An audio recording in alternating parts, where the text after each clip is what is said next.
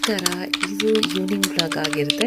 ಸಂಜೆ ಒಂದು 4 ಗಂಟೆ ಕಡೆಯಿಂದ ವಿಡಿಯೋ ಮಾಡ್ತಾ ಇದ್ದೀನಿ.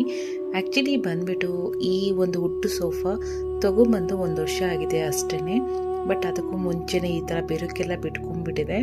ಬಟ್ ನಾವೊಂದು 2 ಮಂತ್ಸಿಂದನೂ ಕೂಡ ಅವರಿಗೆ ಹೇಳ್ತಾ ಇದ್ದೀವಿ ಈ ಥರ ಆಗಿದೆ ಅಂತಂದು. ಅವರು ಇಲ್ಲ, ಅದು 6 ಮಂತಿಗೆ ಒಂದ್ಸರಿ ಪಾಲಿಷ್ ಮಾಡಿಸ್ಬೇಕು ಅಂತ ಹೇಳ್ತಾ ಇದ್ರು.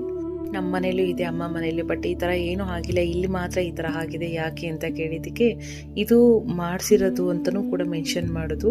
ಅದಕ್ಕೆ ಹೇಳ್ತವ್ರೆ ಇದು ಹಸಿ ಮರ ಆಗಿರೋದ್ರಿಂದ ಗಾಳಿ ತುಂಬಿಕೊಂಡು ಆ ಥರ ಬಿಟ್ಕೊಡುತ್ತೆ ಅಂತ. ನಿಜವೋ ಸುಳ್ಳು ನನಗಂತೂ ಗೊತ್ತಿಲ್ಲ. ಬಟ್ ರಿಯಲಿ ತುಂಬ ಬೇಜಾರಾಗಿತ್ತು. ತುಂಬ ಕಡೆ ಆ ಥರ ಬಿರುಕು ಬಿಟ್ಕೊಂಡಿರೋದ್ರಿಂದ ಸರಿ ಅಂತ ಅಂದ್ಬಿಟ್ಟು ಅವರು ಬಂದು ಸರ್ವಿಸ್ ಎಲ್ಲ ಕೊಟ್ಬಿಟ್ಟು ಕ್ಲೀನ್ ಮಾಡಿಬಿಟ್ಟು ಹೋದರು. ಸೊ ಅದಾದಮೇಲೆ ನನಗೆ ಸ್ವಲ್ಪ ಹೆಡ್ಡೇಕ್ ಇತ್ತು.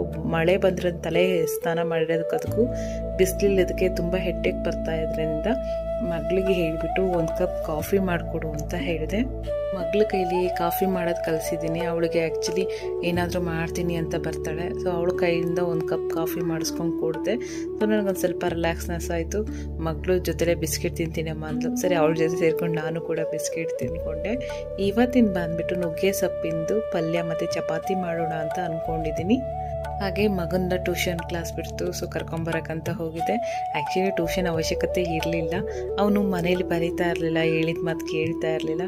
ಈಗಿನ ಸ್ಕೂಲ್ಗೆ ಹಾಕಿರೋದ್ರಿಂದ ನಮಗೂ ಕೂಡ ಅವನಿಗೆ ಪ್ರೆಷರ್ ಕೊಡೋದು ಬೇಡ ಅಂದ್ಬಿಟ್ಟು ಅಲ್ಲಿ ಚಿಕ್ಕ ಮಕ್ಳ ಜೊತೆನೇ ಬಿಟ್ಟಿದ್ದೆ. ಆಟ ಆಡ್ಕೊತ ಹಾಗೆ ಆಡಲಿ, ಬರೀತಾನೆ ಅಂತ ಅಂದ್ಬಿಟ್ಟು. ಸೊ ಹಾಗಾಗಿ ಅಲ್ಲೊಂದು ಸ್ವಲ್ಪ ಅವನಿಗೆ ಸೆಟ್ ಆಯಿತು. ನಂತರ ಅಲ್ಲಿಂದ ಬಂದುಬಿಟ್ಟು ಮನೆಯಲ್ಲಿ ನಾನು ಇವಾಗ ಅಡುಗೆ ರೆಡಿ ಮಾಡ್ಕೊತಾ ಇದ್ದೀನಿ. ರಾತ್ರಿ ಊಟಕ್ಕೆ ಚಪಾತಿ ಮತ್ತು ಪಲ್ಯನೂ ಮಾಡ್ಕೊಳ್ತಾಯಿದ್ದೀನಿ. ಪಲ್ಯ ಮಾಡ್ಕೊಳ್ತಾ ಇದ್ದೀನಿ ಇವಾಗ ನುಗ್ಗೆ ಸೊಪ್ಪಿಂದು. ಬಸ್ಸಾರು ಮಾಡೋಣ ಅಂತ ಹೋದೆ. ಮನೇಲಿ ನೋಡಿದ್ರೆ ಬೆಳ್ಳುಳ್ಳಿನೇ ಖಾಲಿಯಾಗಿತ್ತು.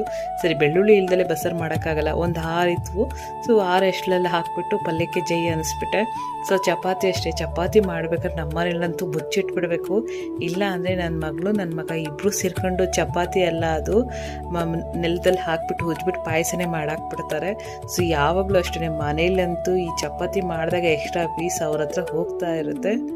ಇಟ್ಟು ಮಾತ್ರ ಅವ್ರ ಕೈ ಕೊಡಲೇಬೇಕು. ಏನೇ ಆಗಲಿ ಅವ್ರ ಕೈ ಕೊಟ್ಟು ಚಪಾತಿ ಮಾಡಿಸಿ ಅವ್ರ ಚಪಾತಿ ಅವರೇ ತಿಂತಾರೆ. ಸೊ ನಮ್ಮ ಮನೇಲಿ, ಸೊ ನನ್ನ ಮನೇಲೂ ಅಷ್ಟೇ ಅದೇ ಥರನೇ. ಎಲ್ಲರ ಮನೇಲಿ ಇದೇ ಥರ ಇರುತ್ತೆ ಅಂದ್ಕೊತೀನಿ. ಮಕ್ಕಳಿರೋ ಮನೆ ಅಂದರೆ ಆಲ್ಮೋಸ್ಟ್ ಇದೇ ಥರ ಇರುತ್ತೆ. ನಾನು ಬೇಗ ಊಟ ಮಾಡಿಬಿಟ್ಟು ತುಂಬ ಹೊಟ್ಟೆ ಬೇರೆ ಹಸಿತಿತ್ತು. ಹೆಡ್ಡೇಕ್ ಇರೋದಕ್ಕೂ ಬೇಗ ಊಟ ಮಾಡಿಬಿಟ್ಟು 1-2 ಟ್ಯಾಬ್ಲೆಟ್ ಹಾಕೊಂಡ್ಬಿಟ್ಟು ಮಲ್ಕೊಂಡ್ಬಿಟ್ರೆ ಸಾಕು ಅನ್ನೋಂಗಾಗಿತ್ತು. ಬೇಗ ನೈಟೆಲ್ಲ ಗ್ಯಾಸು ಎಲ್ಲ ಇದೇ ಥರ ನಾನು ನೈಟ್ ರೊಟೀನು ಎಲ್ಲ ನೀಟ್ ಮಾಡಿಬಿಟ್ಟು ಮಲ್ಕೊಂಡ್ಬಿಡ್ತೀನಿ. ನನಗೇನೋ ಒಂಥರ ಖುಷಿ. ಎಷ್ಟು ಸಲಿನಾರು ಅಡುಗೆ ಮಾಡಲಿ ಅಷ್ಟು ಸಲಿನೂ ಒರೆಸ್ತಾನೆ ಇರ್ತೀನಿ, ತಿಕ್ತಾನೆ ಇರ್ತೀನಿ. ಸೊ ನೀವು ಕೂಡ ಇದೇ ಥರ ಇರ್ತೀರಾ? ನನಗೆ ಕಮೆಂಟ್ ಮಾಡಿ, ಕಮೆಂಟ್ ಮೂಲಕ ತಿಳಿಸಿ. ಯಾಕೆಂದರೆ ನಾವು ಹೆಣ್ಮಕ್ಳು ಹಾಗೆ ನಮ್ಮ ಬಗ್ಗೆ ಕೇರ್ಗಿಂತ ಅಡುಗೆ ಮನೆ ಕೇರ್ ಜಾಸ್ತಿ